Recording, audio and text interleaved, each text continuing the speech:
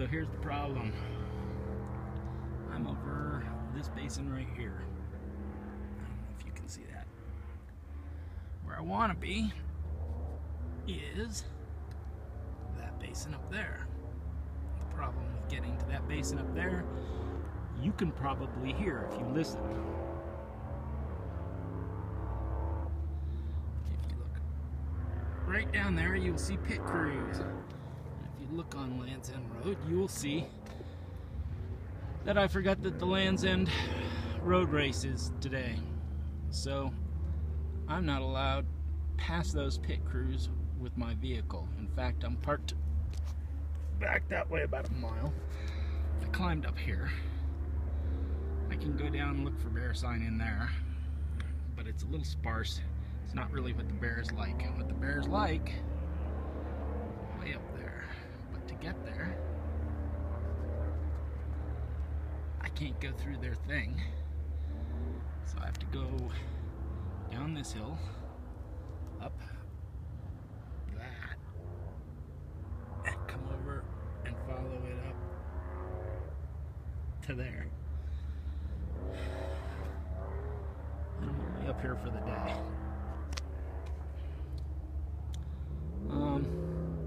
I'll pull out the GPS and see how far that is. But I'm guessing that's a couple of hard miles just to get there. I'm thinking I'm not doing that today.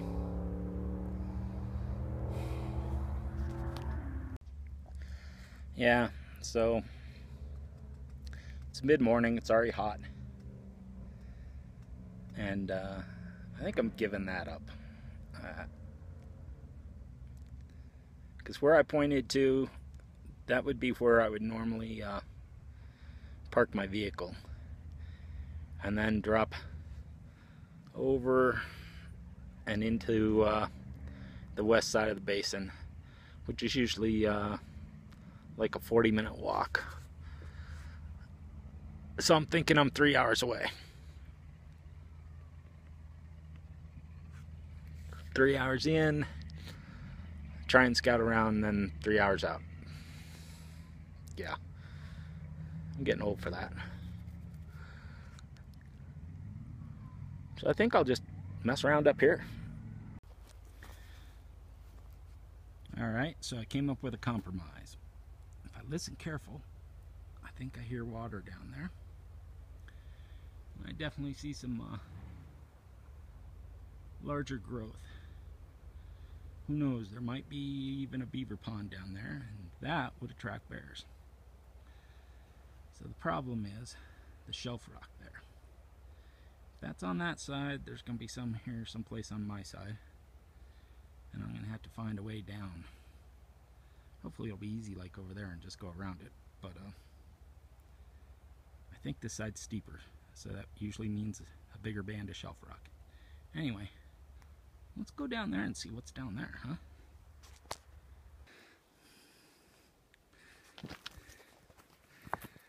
So while I got you out here, I'll tell you a story. Had a relative, well, a wife's relative, come up here and hunt on the mesa. And the Grand Mesa, which is up there, the top of, we're on the side of, is the largest flat top mountain in the US. And he was up there hunting, and he's probably someplace like I am right now. And he slipped and he fell, and he screwed himself up really bad, and he had to be helicoptered out to the hospital. Well, I wasn't hunting with him, so he called me up to pick him up at the emergency room. There's the top of the mesa right there. So I went down and I picked him up at the emergency room, and it's middle of second deer season, so there's probably 20 hunters in the emergency room with, you know, broken thumbs and cuts and burns and all the stuff that happens when you have a bunch of guys go into the woods who don't spend enough time in the woods. But everybody kind of knew who he was because he was the only one who got helicoptered in. So I walked in and I said, just like a flatlander, I put you on the biggest flat top mountain in the United States and you fall off the side of it. Everybody had a good laugh. And he looked at me and said, "Are you giving me a ride home, or am I calling a cab?" The trees are getting a little taller, a little greener. Maybe we're getting close to some water, huh?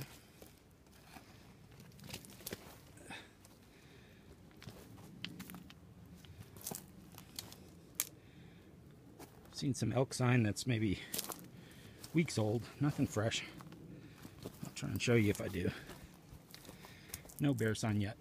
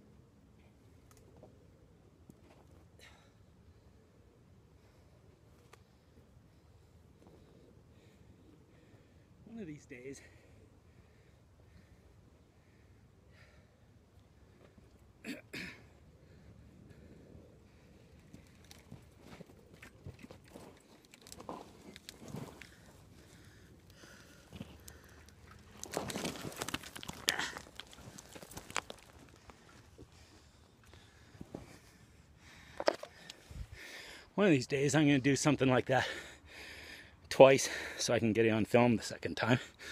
And it's not going to work out well. So those are cottonwoods. Looks like some oak brush down there. Right down there. Maybe some service berries. So definitely a possibility for bear. Definitely a possibility for deer. I would be surprised if I don't kick some deer out of here.